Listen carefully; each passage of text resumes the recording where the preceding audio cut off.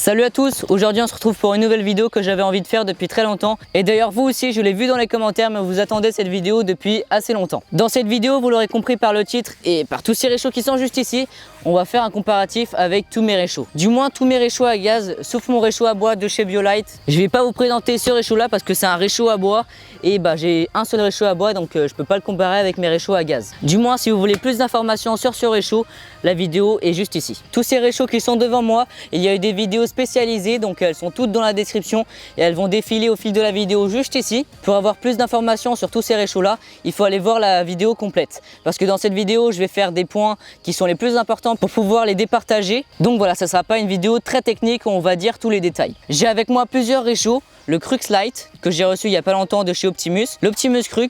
Ensuite ici j'ai deux réchauds de chez MSR, le réchaud Pocket Rocket 2 et ensuite le réchaud Wind Boiler de chez MSR. Donc voilà, les trois concurrents, c'est ces trois réchauds là. Celui-là est un tout petit peu à part parce que c'est un réchaud de haute montagne, donc il est un peu plus lourd et il est beaucoup plus puissant que les autres. Sans plus attendre les amis, c'est parti, on va faire le test de tous ces réchauds là. Alors on va commencer par le réchaud Wind Boiler de chez MSR. Ici on a un récipient, à l'intérieur on a le brûleur, la cartouche de gaz et puis aussi un petit pied qui va permettre au réchaud d'être plus stable. Donc voilà, comme je vous l'ai dit, c'est un réchaud d'haute montagne et ça se reconnaît par sa taille. Ensuite, toujours dans la gamme MSR, j'ai le Pocket Rocket 2 qui est lui livré avec sa petite pochette qui est juste ici. Ensuite ici on a une petite boîte de transport qui va permettre de protéger le réchaud et à l'intérieur on a le réchaud qui est tout petit, pliable et surtout très puissant. Maintenant on va attaquer les réchauds de la gamme Crux. Alors on va commencer par le Crux Lite. À l'intérieur on a plusieurs choses, une petite pochette de transport avec le réchaud à l'intérieur. Il est juste ici. Et maintenant pour l'Optimus Crux, on a plusieurs choses, encore une fois la notice, une petite pochette qui est différente du Crux Lite. Donc voilà, comme ceci, cette pochette va se mettre sous la cartouche de gaz, on va voir ça tout à l'heure. Et ici on a le réchaud qui est lui aussi pliable. On va commencer tout de suite à départager ces réchauds en faisant un premier test qui est quelle taille ils font lors du transport. Je parle bien du réchaud et la cartouche de gaz et non pas seulement le réchaud. On va commencer avec le réchaud Wind Boiler. Alors comme vous pouvez voir, on a juste un tube avec tous les éléments qui sont à l'intérieur. Certes, ce tube est assez grand, ce qui fait qu'il va être beaucoup plus lourd, mais on n'a pas une cartouche de gaz à trimballer en plus, elle est à l'intérieur. On va maintenant passer au MSR Pocket Rocket 2. Pour ce réchaud-là, comme vous pouvez voir, la cartouche de gaz n'est pas à l'intérieur du réchaud, ce qui fait qu'on a deux éléments à transporter, même s'ils sont petits. Ensuite pour le Optimus Crux Lite, ça sera un tout petit peu pareil que le Pocket Rocket 2 parce que juste ici on n'a pas une boîte mais on a un petit sachet, si on peut dire ça comme ça, et puis en plus on a la cartouche de gaz. On va maintenant passer au Crux qui est plus haut de gamme que le Crux Lite. Comme vous pouvez voir, le réchaud est en dessous de la cartouche de gaz, ce qui est beaucoup plus pratique. Voilà, comme vous pouvez voir, c'est un tout petit peu plus épais mais c'est beaucoup mieux à transporter. Alors pour commencer avec ces deux réchauds là, parce que c'est ceux qui sont un peu pareil. Personnellement, et je dis bien personnellement, je préfère le MSR Pocket Rocket 2 parce que il est dans une boîte et non pas dans un sachet, donc il a moins de risque de s'abîmer. Maintenant concernant les trois, vous l'aurez compris, je préfère celui-ci, donc le Optimus Crux. Et maintenant concernant les quatre, je préfère le Optimus Crux. Donc du coup, un point pour le Crux. On va maintenant passer au test du poids et pas seulement le réchaud avec l'emballage, donc pendant le transport. On parlera bien sûr sans la cartouche de gaz. En commençant par le MSR Pocket Rocket 2. On est sur un poids de 102 grammes. Ensuite avec le Crux Lite, on est sur 85 grammes. Et maintenant concernant le Crux, donc je pense qu'il est beaucoup plus lourd, on est sur 106 grammes. Et maintenant le Wind Boiler qui je pense va être beaucoup plus lourd, on est sur 464 grammes. Et donc du coup l'ordre des grandeurs, si on peut dire ça, c'est dans cet ordre là. Donc ici on est beaucoup plus léger, donc un point pour le Crux Lite. On va maintenant voir lequel est le plus rapide à monter. Alors bien sûr je vais pas me précipiter, je monte normalement comme une personne normale. 16 secondes pour le Crux Lite. Maintenant, c'est parti pour le Crux. On est cette fois-ci sur 20 secondes, donc là j'ai un petit peu fait n'importe quoi, j'ai lâché la cartouche dans tous les sens. Maintenant, c'est parti pour le MSR Pocket Rocket 2. On est cette fois-ci sur 14 secondes. Et enfin, le Wind Boiler. Et voilà, c'est monté aux alentours des 30 secondes. Donc voilà, encore une fois, voici les réchauds dans l'ordre. Donc ici on est au plus rapide. Donc on a fait 14 secondes, ici on a fait 15 il me semble. Ici on a fait 19 et ici on a fait 30. Et puis un point pour le MSR Pocket Rocket 2. Maintenant on va faire un test du bruit, donc pour voir lequel fait le plus de bruit une fois qu'il est en marche. Donc moi je sais déjà c'est lequel.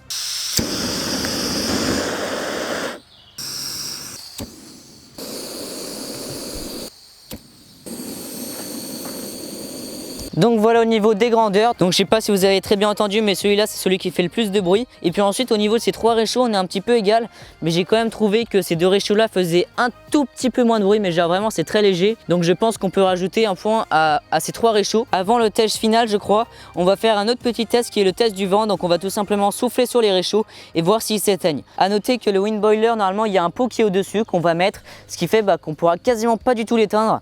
En fait, on ne pourra pas l'éteindre puisque c'est un réchaud d'haute montagne, donc il est fait pour ne pas s'éteindre quand il y a du vent. Et puis ensuite, tous ces réchauds-là, c'est ce qu'on va tester ensemble. Encore une fois, à noter, normalement, il y a un pot qui est au-dessus.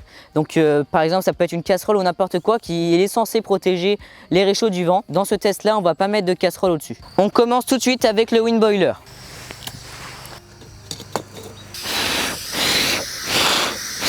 Donc voilà, là j'ai soufflé vraiment très fort, mais c'est ce que je pense, c'est impossible de l'éteindre. C'est un réchaud pour les hautes montagnes, donc vraiment c'est un réchaud très performant. On va maintenant passer au Pocket Rocket 2.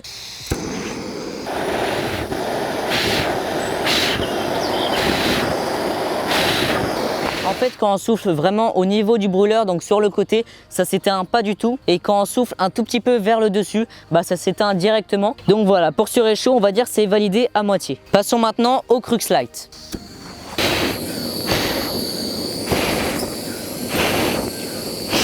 Donc voilà, vraiment impossible d'éteindre ce réchaud, pareil. On va maintenant passer au Crux et normalement c'est exactement la même chose que le Crux Light.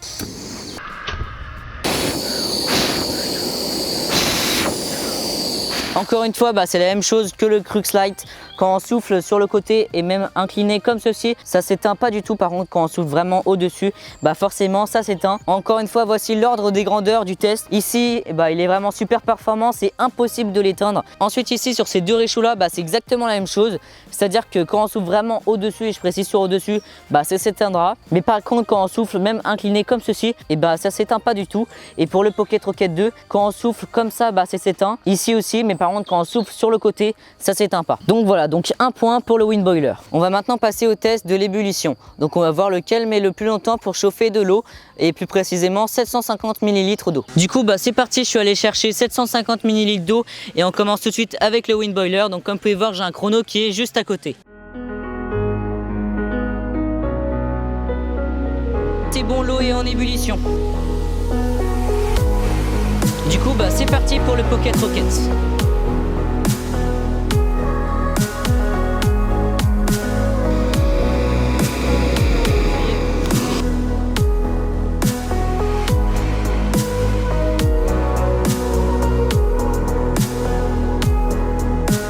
Ça y est, c'est en ébullition. Au bout de 4 minutes, donc c'est celui qui a mis le plus de temps.